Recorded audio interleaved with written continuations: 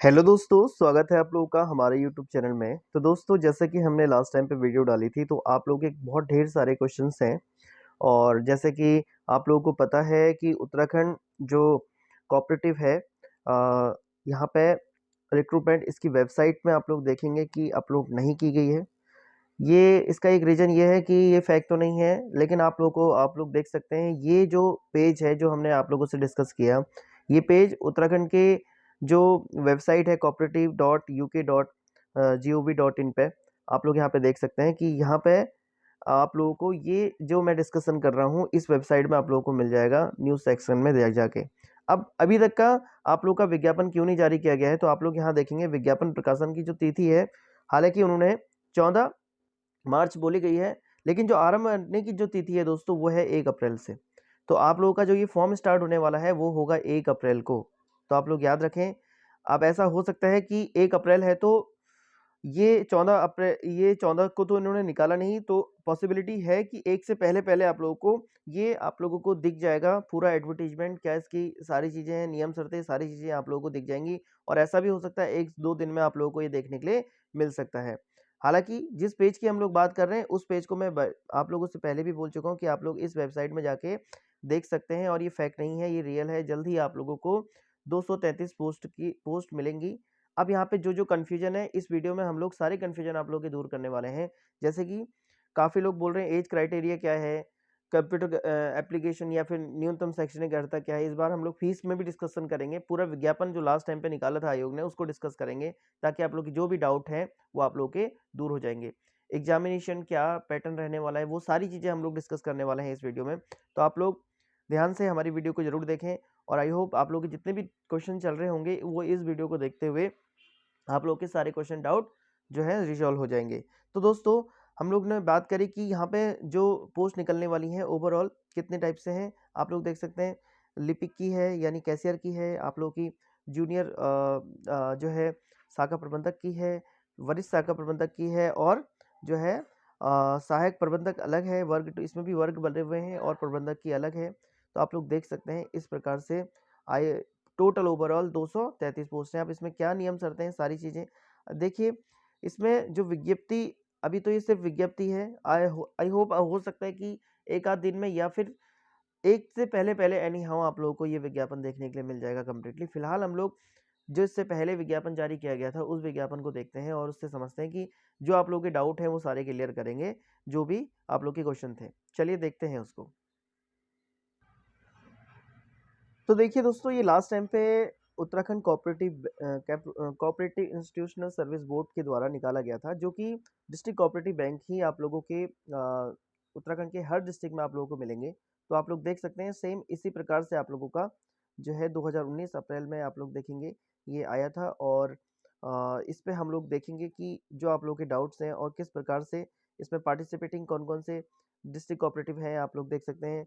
यहाँ पे देहरादून है, रुड़की है, हल्द्वानी है, गोपेश्वर है, कोटद्वार है, उत्तरकाशी है, अल्मोड़ा है, रुद्रपुर है, पिथौरागढ़ और न्यू टिहरी। तो इस प्रकार से ये पार्टिसिपेटिंग होंगे डिस्ट्रिक्ट के हर। आप देखिए डिस्ट्रिक्ट वाइज ही आप लोगों को यहाँ पे को पोस्ट डिटेल देखने के लिए मिल सकती हैं। सॉरी,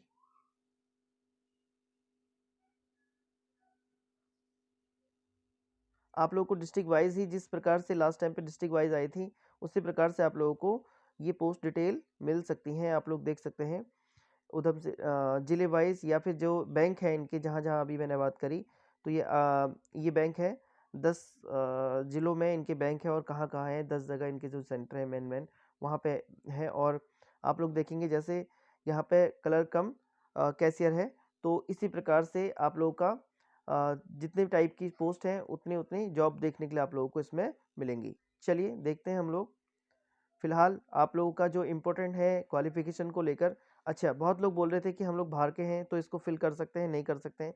तो दोस्तों उनको मैं बता दूं कि जो इसमें क्वालिफिकेशन आप लोगों के लिए जो इम्पोर्टेंस है, सबसे पहले तो वही कैंडिडेट इसमें अप्लाई कर सकते हैं। आप लोग देख सकते हैं जिनके पास जो है उत्तराखंड का जो है डोमिसाइल होगा। तो ये मैं आप लोगों को दिखा देता हूँ कि यहाँ पे जो एलिजिबिलिटी क्राइटेरिया है उसमें मिनिमम जो क्वालिफिकेशन है और सारी चीज़ें हैं वो मैं डिस्कस करूँगा। साथ ही क्या एग्ज़ाम पैटर्न रहने वाला है, आप लोग वीडियो को ध्यान से देखिए और आप लोगों के सारे डाउट जो है वो क्लियर हो जाएंगे। तो आप लोग देखेंगे सबसे पहले पॉइंट में candidate must must have domicile certificate of Uttarakhand state issue by the competent authority. तो दोस्तों यहाँ पर आप लोग देखेंगे कि जिसके पास उत्तराखंड का डोमिसाइल है यानी स्थायी निवास प्रमाण पत्र है, वही इस फॉर्म को फिल कर सकता है। तो आप लोग जो भी डाउट थे आप लोगों के, आई होप इससे एक डाउट आप लोगों का क्लियर हो गया होगा। अब इसमें एलिजिबिलिटी को लेकर काफ़ी लोग डाउट थे, उसको हम लोग चलिए अब अगला पॉइंट यहाँ पे पहले एज को लेकर देख लेते हैं, फिर एलिजिबिलिटी मिनिमम क्वालिफिकेशन क्या है उसको देख लेते हैं। तो देखिए दोस्तों यहाँ पे जितनी भी पोस्ट हैं उन सब पोस्ट के लिए आप लोगों के मिनिमम जो एज रहने वाली है वो 21 से 42 के बीच में आप लोग होने चाहिए इस फॉर्म को फिल करने के लिए। अब बात कर लेते हैं जो मिनिमम क्वालिफिकेशन है। ये क्वालिफिकेशन आप लोग देखेंगे दो प्रकार से इसमें क्वालिफिकेशन है, जो कि एक तो क्वालिफिकेशन आप लोगों की कलर कम कैशियर जूनियर ब्रांच मैनेजर और सीनियर ब्रांच मैनेजर की है, जिसमें आप लोगों के पास एक डिग्री ग्रेजुएशन एनी डिसिप्लिन, यानी आप लोगों के पास एक डिग्री होनी चाहिए, स्नातक होना चाहिए। वो आप किसी भी स्ट्रीम से हैं, चाहे आपने बीसीए किया है, आपने बीए किया है, बीएससी की है या बीकॉम किया है, कुछ भी किया है, तो आप जो है यहाँ पे को ये डिग्री आप लोगों की मान्य होगी। साथ ही दोस्तों इसमें बोला गया है कि आप लोगों के पास सेंट्रल गवर्नमेंट या स्टेट गवर्नमेंट का 6 मंथ का कंप्यूटर सर्टिफिकेट आप लोगों के पास होना चाहिए। तो दोस्तों ऐसी कोई कंडीशन इसमें नहीं है कि मैक्सिमम वाला नहीं चलेगा या मिनिमम वाला से 6 मंथ का ही चलेगा। हो सकता है कि 1 ईयर किसी के पास है तो वो भी यहाँ पे एलिजिबल हो सकता है, ये मेरा मानना है। बाकी तो जो बोर्ड है वही डिसीजन लेगा, बट मिनिमम 6 यहाँ पे 6 मंथ की सर्टिफिकेट की बात रखी गई है। तो 6 मंथ की सर्टिफिकेट आप लोग के पास है तो आप लोग ये पोस्ट के लिए एलिजिबल हो। और सबसे ज़्यादा पोस्ट आप लोग देखेंगे कि कैशियर, ब्रांच मैनेजर और सीनियर ब्रांच मैनेजर की ही आप लोगों को मिलेंगी। अब बात करते हैं दूसरी जो इसमें जो पोस्ट है, यहाँ पे हालांकि ज़्यादा पोस्ट नहीं है इस बार। आप लोग देखेंगे डिप्टी जनरल मैनेजर, यहाँ पे 2 पोस्ट है। अब ये 2 पोस्ट में आप लोगों के पास पीजी होना चाहिए, और पीजी किस सब्जेक्ट से होना चाहिए? पोस्ट ग्रेजुएशन होना चाहिए आप लोग का इकोनॉमिक्स और कॉमर्स से। अब दूसरा दोस्तों काफ़ी लोगों के माइंड में ये था कि एग्जामिनेशन और इंटरव्यू इसमें है या नहीं, अभी हम लोग डिस्कस करेंगे। तो डिप्टी मैनेजर के लिए आप लोगों के पास पीजी होना चाहिए और कॉमर्स या फिर इकोनॉमिक्स से। साथ ही 1 ईयर का जो है आप लोगों के पास कंप्यूटर डिप्लोमा होना चाहिए किसी भी रजिस्टर्ड संस्थान से। तो यहाँ पे सिर्फ रजिस्टर्ड संस्थान कह रखा है, और साथ ही यहाँ पे एक प्रेफरेंस दी जाएगी उस व्यक्ति को जिसने, यदि उन लोगों को, उस एस्पिरेंट को जिनने एमबीए किया होगा। तो दोस्तों अब यहाँ पे एक चीज़ और है, यहाँ पे मैं आप लोगों को बता दूं कि ये जो पोस्ट है अगर हम इसके एग्जामिनेशन की बात करें, ये जो पोस्ट है क्लर्क, कैशियर या junior branch manager, senior branch manager, यहाँ पे आप लोगों का इंटरव्यू नहीं होगा। तो आप लोग ये डाउट में ना रहें कि यहाँ पे कोई भी इंटरव्यू नहीं होगा, सिर्फ आपका एग्जाम होगा। और डिप्टी जनरल मैनेजर में आप लोगों का इंटरव्यू जरूर होगा, याद रखेंगे। यहाँ पे जो रेशियो रखेगा, लास्ट टाइम पे इस भर्ती में जो रखा था वो 80-20 का रेशियो रखा गया था। आई होप आप लोगों को समझ में आया होगा। चलिए अब हम लोग बात कर लेते हैं इनका जो एग्जाम पैटर्न है। काफ़ी लोगों ने लास्ट टाइम पे ध्यान नहीं दिया, हमने एग्जाम पैटर्न को लेकर भी डिस्कस किया था। चलिए एग्जाम पैटर्न आप लोग देखेंगे, देखिए इन सबके एग्जाम डेफिनेटली अलग अलग होंगे, और क्योंकि स्ट्रक्चर सबका अलग अलग है। अगर हम कैशियर की बात करेंगे, फॉर्म भले ही एक भरा जाएगा, इसकी फीस की भी हम लोग अभी बात करते हैं। भले ही फॉर्म एक भरा जाएगा, फॉर्म में आप लोगों का ऐसा भी हो सकता है कि 2 फॉर्म भरे जाए या फिर एक साथ वो फीस ले, वो अभी कंडीशन आएगी उस पर डिपेंड करेगा। फिलहाल सबका सिलेबस अलग अलग है, एग्जाम पैटर्न सबका अलग अलग है, मिलता जुलता है, बस ये है कि आप लोगों का उसका लेवल उसी हिसाब से बढ़ा दिया जाएगा। जैसे आप लोग देखेंगे जो क्लर्क की जो पोस्ट है उसमें रीजनिंग, न्यूमेरिकल एबिलिटी और जनरल अवेयरनेस और इंग्लिश लैंग्वेज, हिंदी लैंग्वेज और कंप्यूटर नॉलेज। तो आप लोग देखेंगे 200 नंबर का 200 क्वेश्चन आप लोगों को देखने के लिए मिलेंगे 2 घंटे में। देखिए टाइम बहुत शॉर्ट रहेगा, जिस यहाँ पे उन लोगों को ज़्यादा बेनिफिट है जिनकी रीजनिंग और मैथ बहुत अच्छी है, क्योंकि ज़्यादा टाइम टेकिंग क्वेश्चन आप लोगों की मैथ रीजनिंग में ही होते हैं। तो जिन लोगों की मैथ रीजनिंग अच्छी है तो वहाँ पे उन लोगों को यहाँ पे ज़्यादा चांसेस हैं इस भर्ती परीक्षा में।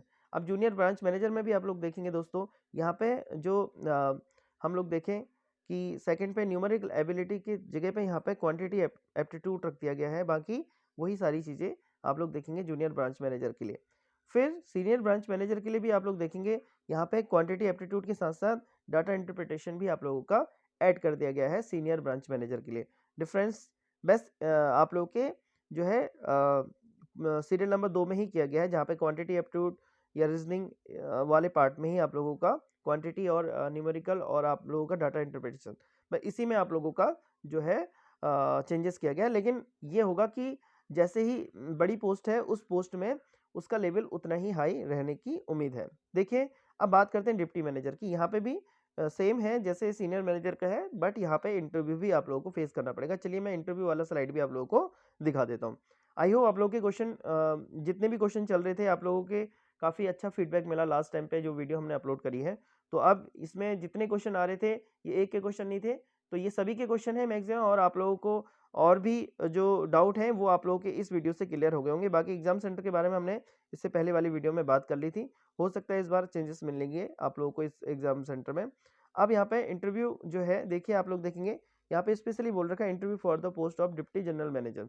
तो दोस्तों सिर्फ डिप्टी जनरल मैनेजर के लिए ही आप लोगों का इंटरव्यू होगा, और इंटरव्यू का जो रेशियो रहने वाला है वो भी मैं डिस्कस कर देता हूँ आप लोगों से। लास्ट टाइम पे अभी मैंने आप लोगों को बताया था कि जो इंटरव्यू का रेशियो रहने वाला है 80-20 का रेशियो रहने वाला है।